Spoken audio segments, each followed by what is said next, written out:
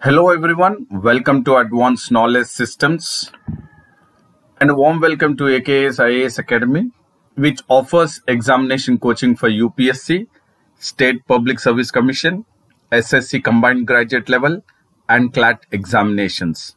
And about me, I am Sandeep Bhushan Tumala, and I would take up the analysis of the Hindu newspaper, that is the DNA of the Hindu, which is of today's, that is of 14th of April 2021.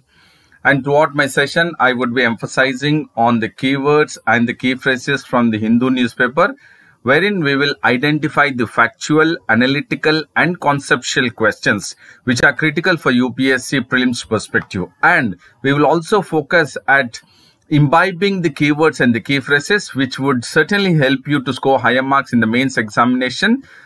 And once you have the habit of imbibing the keywords and the key phrases in your answer writing for the mains examination, you would score higher marks in the mains examination. Therefore, this session at AKS IAS Academy Daily News Analysis will certainly help you to crack both the prelims as well as mains of 2021. And before we get into the DNA of the newspaper, we would be focusing at the quote of the day. And the quote of the day says that discipline is the bridge between goals and accomplishment. So what is very important is you certainly have goals, but whether you will accomplish the goals are very crucial. And what is important of converting the goals into accomplishment is the discipline. So certainly discipline is the bridge between the goals and the accomplishments. And now we'll get into the DNA of the newspaper. Here there is a topic wherein we would be looking into the center which is fast tracking the approval for more vaccine candidates which are outside India, which are developed outside India. And the government of India has decided to fast track the approvals for the vaccines which have been developed outside India. That is making it very clear that it has a major shift in the vaccine approval policy. So here the keyword what we would be focusing is that the policy which is by the government of India, that is in regards to the vaccine approval policy. And in turn, India has granted, by taking a major shift in the vaccine approval policy, India has been granted, or India has taken into consideration of granting the vaccines which are developed outside India for the emergency use authorization, which have been part of the other drug regulatory agencies. And the decision which was taken was based on the recommendations which was made by the National Expert Group on Vaccine Administration for COVID-19. So it is called as NEGVAC. So this is the group which has recommended for the vaccines which have developed outside India to be granted emergency use authorization. And in fact, this decision, that is in regards to the major shift in the vaccine approval policy, has expanded the basket of vaccines for the domestic use, and also there would be a creating of more pace and coverage of the vaccine in India. So certainly this action or the major shift in the vaccine approval policy has expanded the basket of vaccines in India for the domestic use, and it has also been part of increasing the pace and coverage of the vaccine to the most of the population in India. And the vaccine that would be eligible by the fast track approval policy would be granted as an emergency use authorization is that the first one is from the vaccines which have been developed outside India is by the US Food and Drug Administration, and the other one is by the European Medicines Agencies, and the third one is by the UK Medicines and Healthcare Products Regulatory Agency, MHRA, and also by the Pharmaceuticals and Medical Devices Agency, that is PMDA of Japan. And the other pre-qualified which have been authorized by the WHO for the emergency use would be given eligibility for the fast track approval in India for the domestic use. And in turn, in regards to this, the Pfizer, Moderna and Johnson & Johnson vaccines now would be eligible for the fast track approval, which is recommended by the National Expert Group on Vaccine Administration for COVID-19. And this certainly will expand the basket of vaccines for the domestic use in India. And this, under the fast track approval process, this will also bring into action the bridging studies. So this is a keyword. The fast track approval policy and the major shift in vaccine approval policy will certainly bring in the bridging studies, which will take place parallelly to the mass vaccination. So the keyword is bridging studies is a keyword which will take place parallelly to the mass vaccination under the fast track approval. So this is very crucial, that how the government of India is going ahead with a major shift in the vaccine approval policy, and also considering the vaccines which have been developed outside India, for example, US FDA and then European Medicine Agency and the UK's MHRA and the Japan's PMDA, that is Pharmaceuticals and Medical Devices Agency. So this you need to keep it into track, that you will be well aware of various other drugs which are getting into India for the domestic use. And we will also look at the Pfizer, Moderna and the Johnson & Johnson vaccines, which would now be part of the fast track approval. And in regards to this, now we will focus about the Pfizer, which is now at least in 5 countries across the world, and it has an efficiency of 91.3%, and it would be administered in 2 doses, and between 2 doses there would be 3 weeks apart.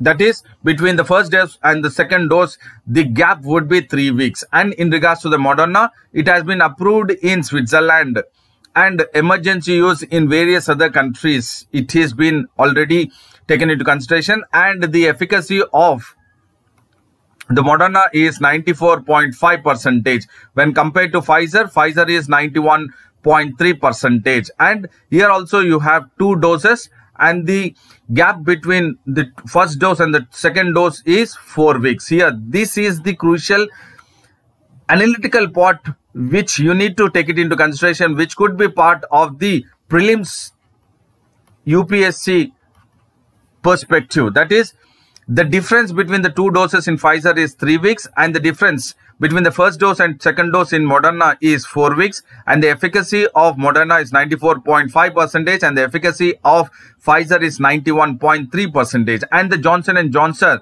is also approved as an emergency use in various countries, and its efficiency is 72, or efficacy is of 72% in the US. And this, if we look at, it is only a single dose. Here, there is nothing called as 2 doses, and then the gap or the time between the first dose and the second dose as it is in the Pfizer and Moderna vaccine.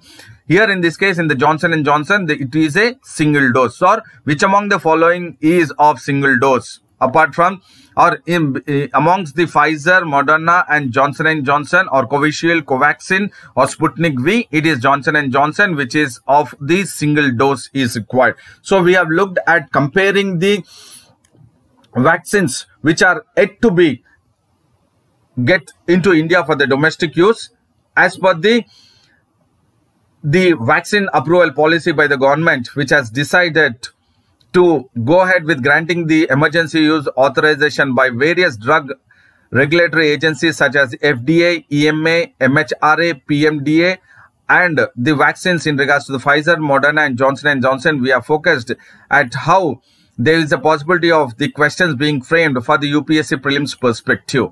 And now we will look at the monsoon. And in regards to the monsoon, there is a forecast that there would be a healthy normal monsoon in the year 2021. And this has been forecasted by a private weather forecast company called as Skymet Weather. And this private company, that is Skymet Weather, has forecasted that this year monsoon would be likely 103% of the LPA. That is, LPA is long period or period average. So here, by the forecast of the Skymet Weather, the monsoon this year, that is in the year 2021, would be 103% of the LPA. What does LPA refers? LPA refers to average of all India monsoon rainfall of 88 centimeters. So what is the average which is being taken into consideration as per the long period average? It refers to the 88 centimeters as the average, and this they have taken into consideration, Skymet Weather, as 88 centimeters, which they have considered the mean of 50 years average of the rainfall. So LPA means this also could be the probable question in the prelims in regards to the LPA, that is long period average. It means the average of all India monsoon rainfall of 88 centimeters, which is considered as a mean of 50 years of rainfall.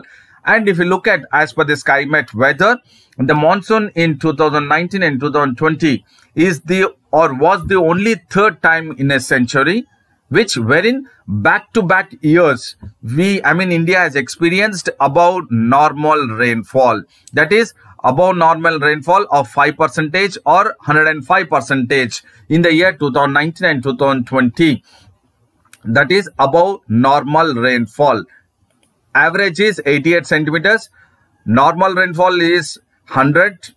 And then in regards to this year, comparing it with the 2019-2020 is 5% above normal rainfall. But if we compare it with the 2021, as per the forecast of the Skymet Weather, it is likely to be 103%. So it means 2% normal than the above normal rainfall compared with 2019 and 2020. So this analysis has to be taken into consideration so that you will have a thorough or a kind of in-depth analysis and the conceptual understanding about the normal rainfall, above normal rainfall, and the average monsoon rainfall.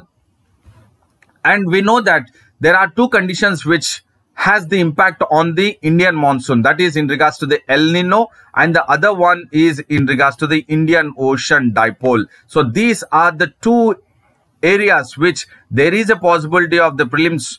In the prelims, the UPSC might frame a question. And if you look at the odds of an El Nino this year is very low. Odds in the sense, the kind of negative impact by the El Nino in regards to the Indian monsoon this year for the year 2021 is very low. That means El Nino is nothing but it is heating of the equatorial central Pacific Ocean above half a degree. So it's very clear El Nino effect is onto the Indian monsoon, and El Nino occurs only whenever there is an excessive heating of the equatorial central Pacific Ocean. And historically we know that El Nino is nothing but weakening of the monsoon over India. So the negative impact of El Nino on the monsoon is based on the or characterized by the heating of the equatorial central Pacific Ocean. And if you look at the other variable which also has the weakening of monsoon over India is Indian Ocean Dipole. So these are the two keywords which are responsible for the weakening of monsoon over India, that is El Nino and Indian Ocean Dipole. And here in this case, the Indian Ocean Dipole, it is the temperature gradient. That means there is an increase in the temperature, especially in the western and the eastern part of the Indian Ocean. Please do understand, El Nino is in Pacific Ocean. And if you look at the Indian Ocean Dipole, it is the rise in temperature in the western and eastern part of the Indian Ocean. And whenever there is rise, there is temperature gradient in the western and eastern Indian Ocean, then there would be expected slightly to be the negative side. So definitely we will look at the positive and the negative side of the Indian Ocean Dipole on to the monsoon over India. And whenever there is a positive dipole, it aids monsoon over India, that is onto the Indian monsoon. But whenever the dipole is negative, then it would be impacting negatively onto the monsoon over India. So the two keywords what you need to focus crucial for prelims perspective is El Nino and the Indian Ocean Dipole, because we have seen in the past also the UPSC has asked prelims questions in regards to the Indian Ocean Dipole, how it impacts the weakening of the monsoon over India. So the two characteristics or the two keywords which would be weakening the monsoon over India is El Nino and Indian Ocean Dipole. So we will now focus it with the map based, how there could be a possibility of the El Nino phenomena, or there would be a normal year or an El Nino year. That is, it could be a positive or negative. That means it aids normal rainfall or normal monsoon over India, or it is having a negative impact and there is a famine-like situation over Indian subcontinent. So it would be a normal year whenever the equatorial winds,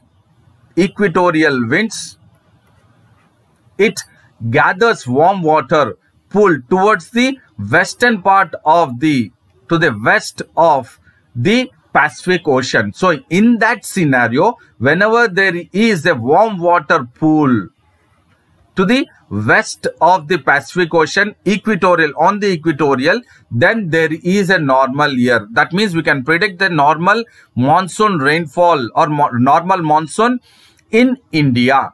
But when there is a scenario that the warm water moves towards the east, like here, when it moves towards the east of the equatorial of Pacific Ocean, then it is a El Nino year for India, or Indian monsoon is been affected when there are easterly winds weakening and warm water moves towards the eastward, that is of South America and the North America. So in that scenario, India will experience less of monsoon and it would also experience the famine or drought-like situation. So we have focused from geography also that how the warm water pool towards the west of the equatorial belt in the Pacific Ocean is adding to the normal monsoon year to India, and whenever there is a warm water pool towards the east and towards South America, then it would project the El Nino. So we are focused at the phenomena of El Nino, and now we will look at the second one which would also weaken the monsoon over India is Indian Ocean Dipole. So when we are talking about the Indian Ocean Dipole, so definitely it is in the Indian Ocean, and whenever there is a warmer than normal along the coast of the African continent, so then it has an increased convection and it will create a conducive atmosphere for the Indian monsoon.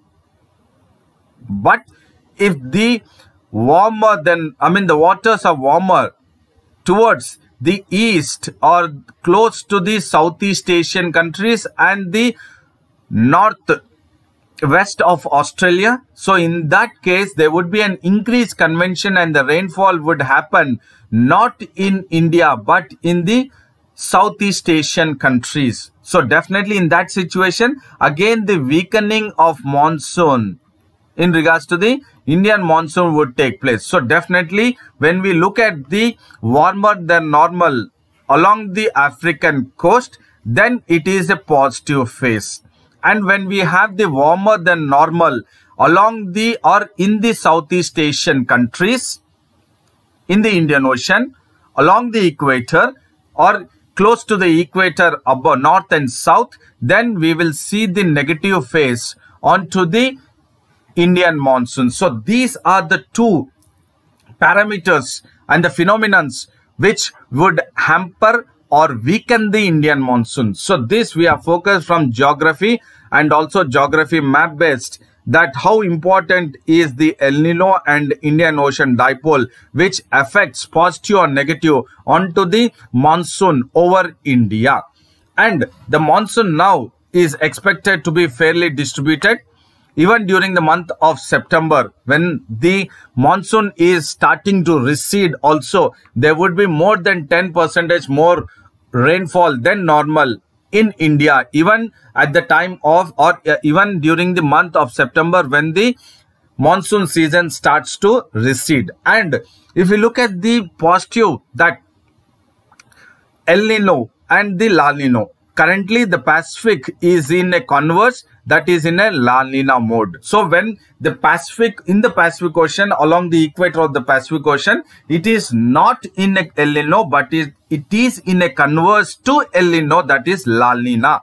So when here now it is in a La Nina mode, and it is expected to weaken a bit still further, and that would have a good monsoon, or that is what the SkyMet forecast is expecting, 103% above normal rainfall in this, throughout the year.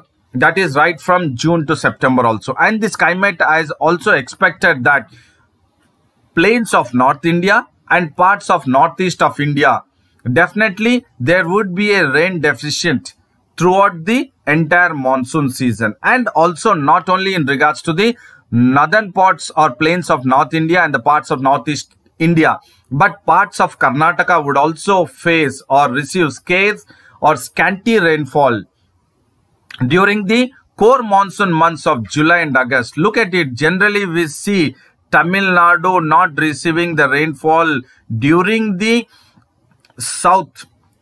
the monsoon sessions during June, that is southwest monsoon session, but Tamil Nadu would receive rainfall during northeast retreat monsoon.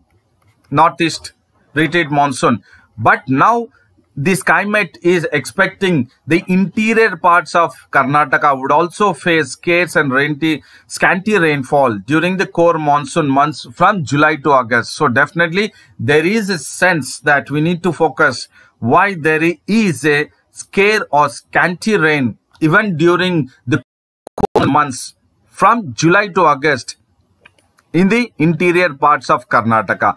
And as we have looked at what is being projected or forecasted by the SkyMet, we have an official, that is Government of India has an official forecast for the Indian monsoon, and that is done by the Indian Meteorological Department.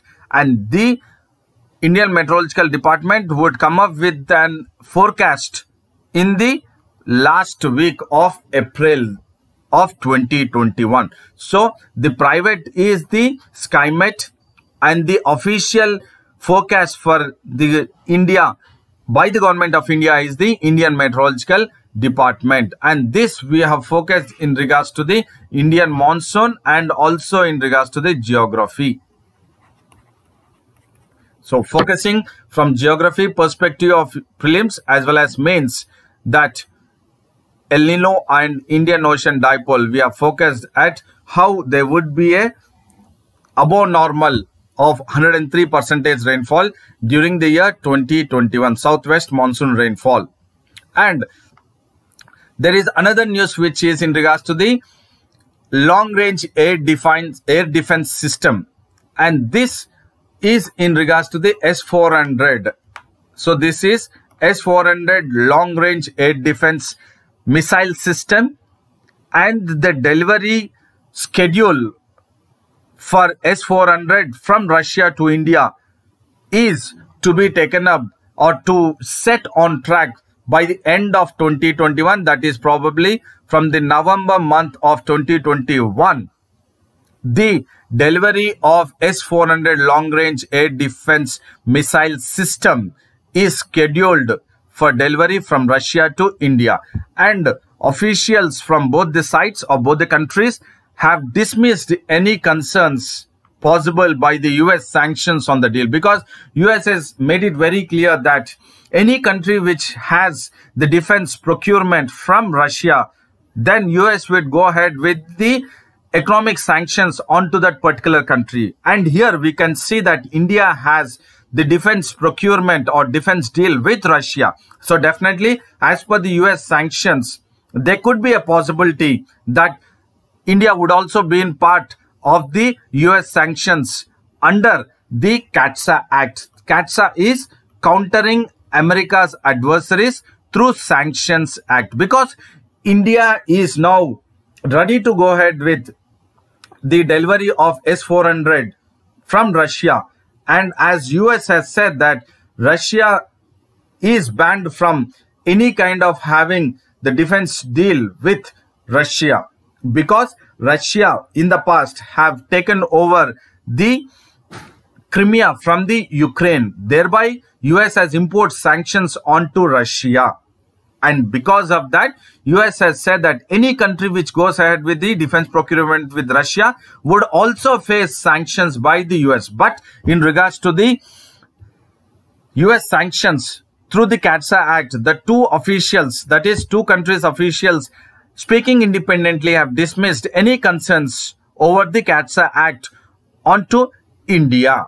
And because they have dismissed, because they said that this deal of S-400 meets the national security consideration. Look at this. This is a keyword. Why the two officials have dismissed over the US sanctions onto India through the CATSA Act by the US is because the deal has met the keyword, that is national security consideration. Because of the national security consideration, the possibility of India facing the sanctions by US through the CATSA is very minimal. That is what the two officials are stating it. And India signed the S-400 regiment deal with Russia with 5.43 billion US dollars in the month of October 2018 for 5 S-400. Despite that means raising objections from the US also, India has gone ahead with signing the S-400 regiment deal with Russia in the 2018, that is October 2018. And in turn, US officials have raised concerns in various occasions that when India has deepened its defense cooperations with the US. So whenever India has gone ahead with the Indo-US defense cooperation, then US officials have raised concerns over India having the deal of S-400 with Russia.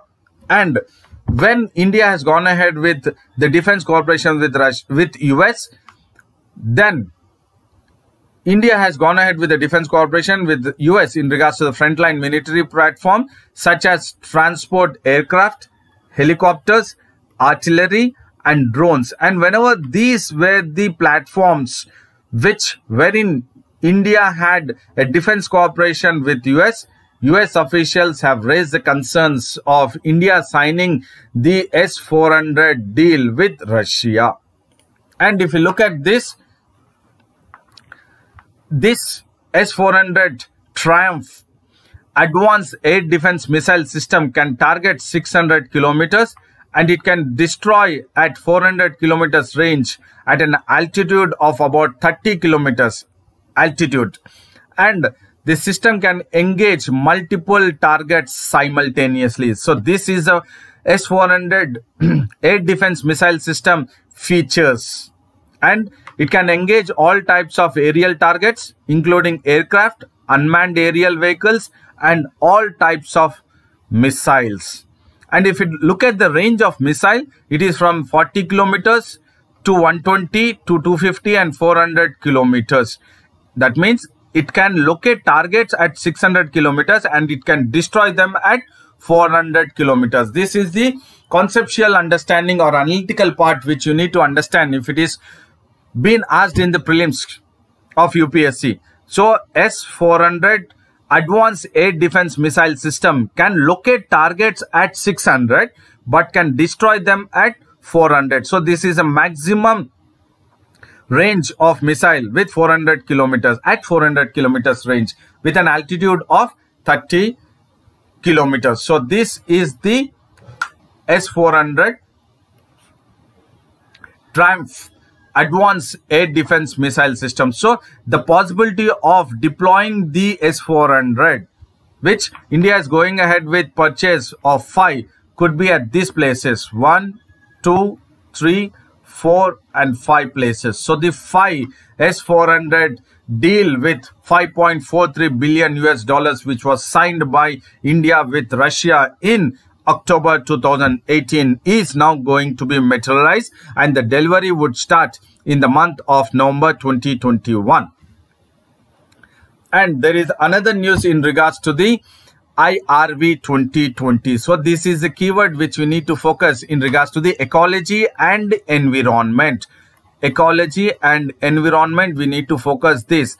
That is in regards to the IRV 2020. So what is this IRV? It is an ambitious Indian Rhino Vision 2020, and the ambitious Indian Rhino Vision 2020 has come to close on April 13, 2021 with the release of 2 rhinos, that is an adult male and female, in Assam's Manas National Park. And it has been released into the 2 rhinos as part of the ambitious Indian Rhino Vision 2020 has been released into the Manas National Park, which has been transported from Pobitaro Wildlife Sanctuary, which is 185 kilometers east of Manas National Park. So this is very crucial for prelims perspective of UPSC, that the ambitious or the last 2 rhinos which were part of the ambitious Indian Rhino Vision 2020 has been released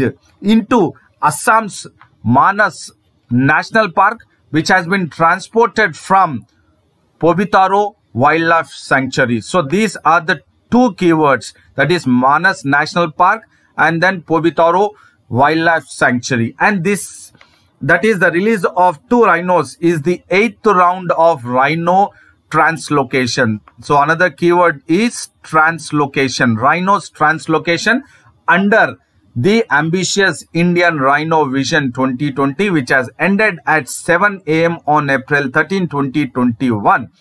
And they are brought into the Manas National Park. Again, if we look into the in-depth where these 2 rhinos have been released or they have been placed, is at the Banswari range of Manas National Park. So again, in depth, that is what is crucial for prelims UPSC perspective. Which range of the Manas National Park the 2 rhinos were transported from Pobitaro Wildlife Sanctuary as part of the ambitious Indian Rhino Vision 2020. So which range it is? It is Banswari range of Manas National Park, which has been transported from Pobitaro Wildlife Sanctuary. So this is the way we need to have the linking capacity, that is Banswari range of Manas National Park from Pobitaro Wildlife Sanctuary,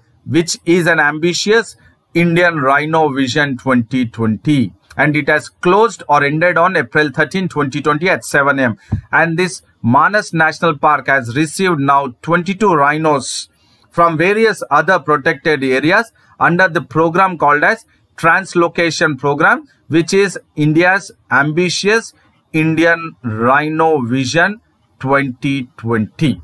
So these are the crucial information for prelims perspective in regards to the ecology and environment, that is IRV 2020. And the translocated rhinos now helps the Manas National Park to get back the World Heritage Site status in 2011, which it has brought back. That means the translocated rhinos, that is the Indian Rhino Vision, which has started in the year 2005, and by translocated the rhinos has now again helped the Manas National Park to get back its World Heritage Site in 2011, because the Indian Rhino Vision 2020 has started in the year 2005, and then again in the year 2011 the Manas National Park had got back its World Heritage Site because of the translocated rhinos as part of the Indian Rhino Vision. And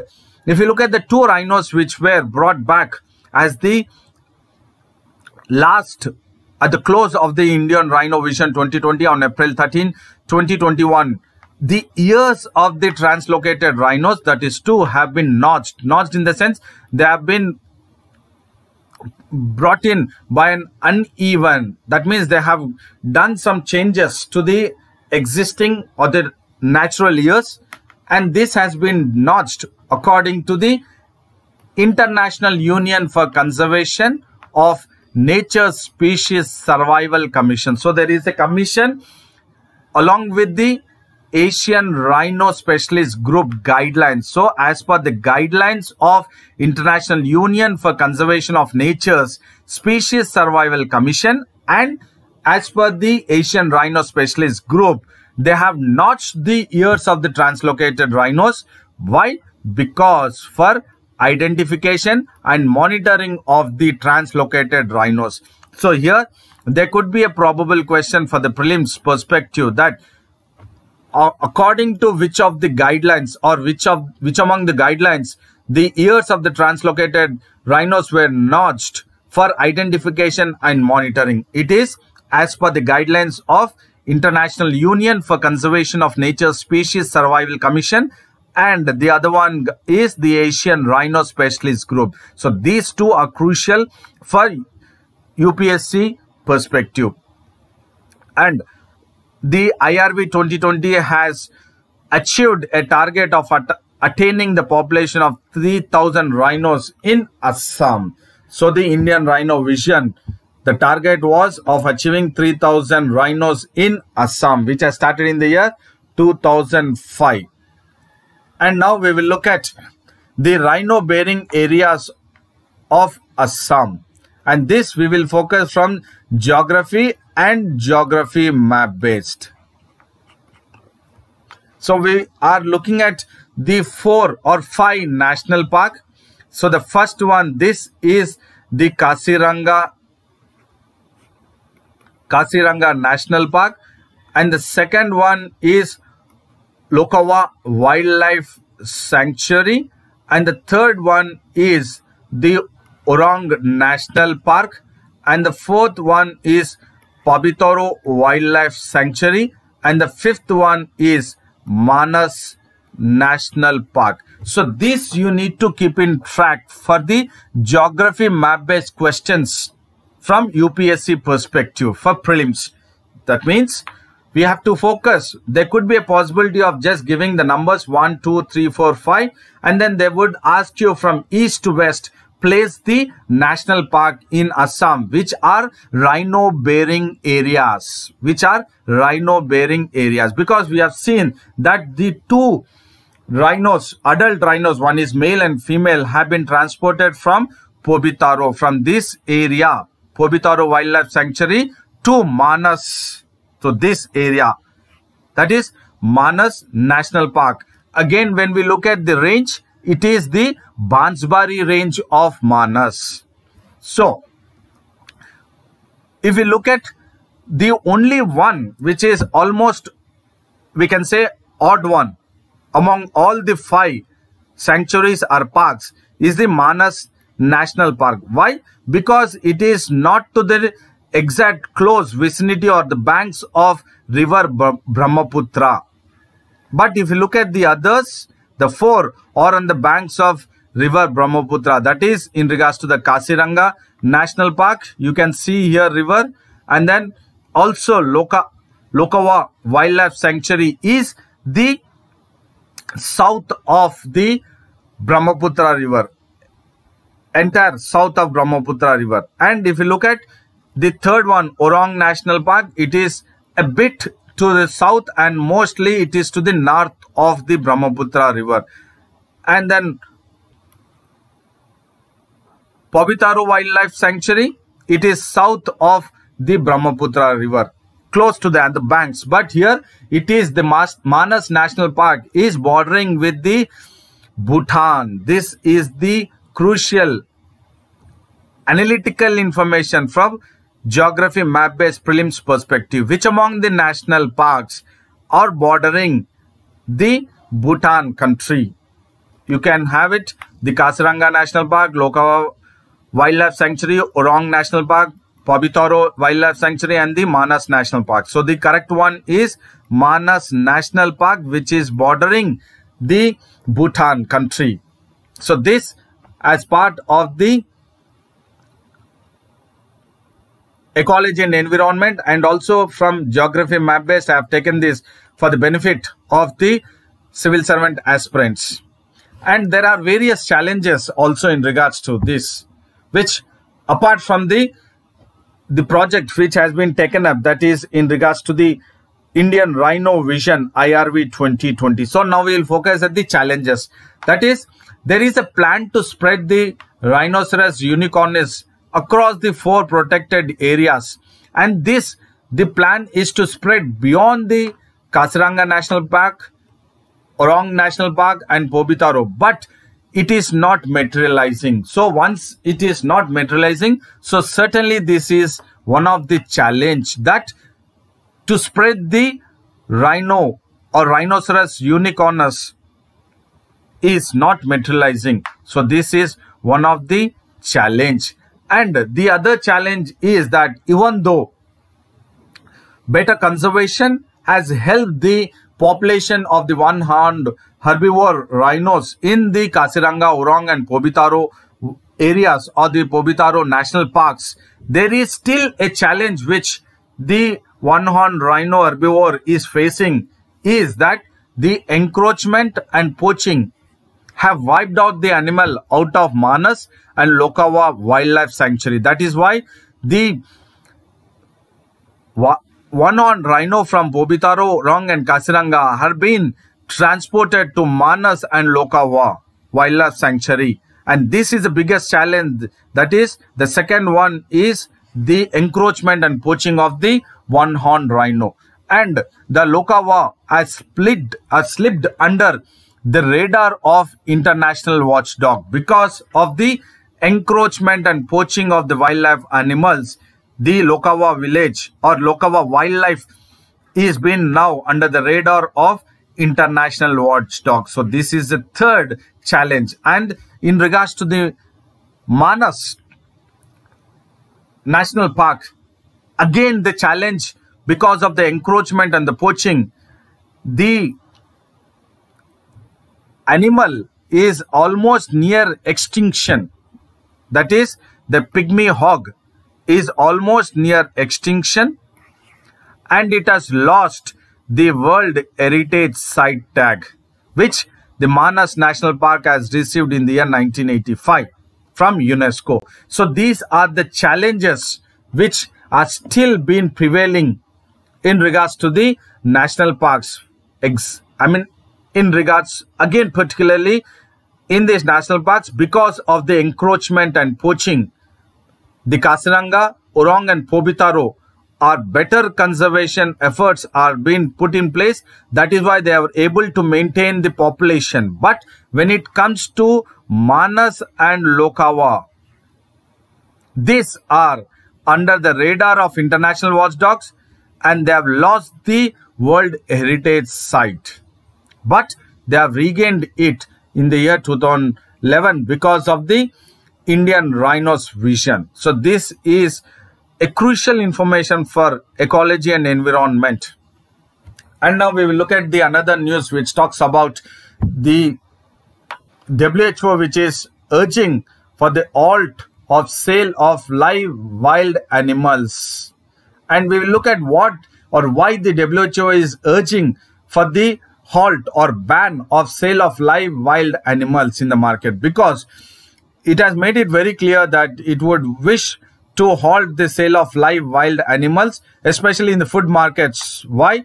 To prevent the emergence of new diseases such as COVID-19. So that means WHO is certainly expecting a new diseases to emerge from the wild animals, especially which is sold in the food markets. That is why the World Health Organization has called on April 13, 2021 to halt or to ban the sale of live wild animals in food markets so that we can prevent the emergence of new diseases such as COVID-19. And WHO has said that these food markets are the traditional markets which are playing a central role in providing food and livelihoods for large population. But still, the necessity is to halt or ban the sale of live wild animals so that it could protect not only, or it could prevent not only the emergence of new diseases, but it would also protect the health of the market workers and also the customers. That is why the WHO is certainly taking into consideration or called for an halt or ban of sale of live wild animals in the traditional markets or in food markets, which are playing a central role in providing food and livelihoods, and also which could also spread the emergence of new diseases. And by banning the sale of live wild animals, it could protect the health of market workers and also the customers. So we are focused on the measures and the call given by the WHO, and the call has come from the various organizations as a fresh guidance which has been drawn up by WHO and by World Organization for Animal Health, and from the third one is United Nations Environment Program.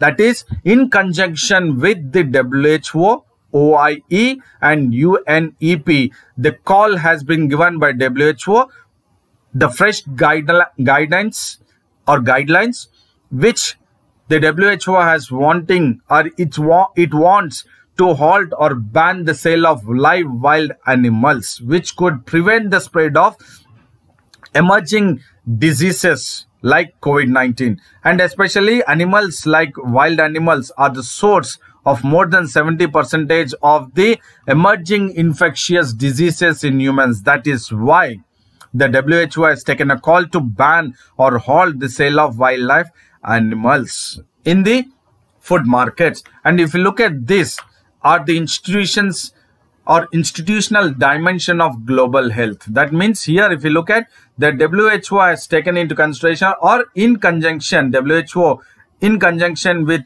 OIE, that is the World Organization for Animal Health, and in conjunction with UNEP, that is United Nations Environment Program, has taken a decision to halt or ban the sale of wild animals. Likewise, you have the another organization, that is United Nations Food and Agricultural Organization and World Trade Organization. But here in this scenario, it is WHO in conjunction with OIE and the UNEP have taken the decision with forming a fresh guidance to halt or ban the sale of wild animals in the food markets, which are traditional markets. And I hope this session was informative, knowledgeable, and also crucial for mains as well as prelims perspective for UPSC. So I would say a very big thank you to all and a good luck to you all. Do maintain consistency, stick to your schedule, and take care of your physical health and mental health. And do not forget to like the video, share the video, and subscribe the AKS IAS Academy English Medium YouTube channel, and also have access to the website and Telegram link of AKS IAS Academy. And then definitely we will again come up with the DNA with the advanced knowledge system tomorrow. Till then, thank you, goodbye, and then take care.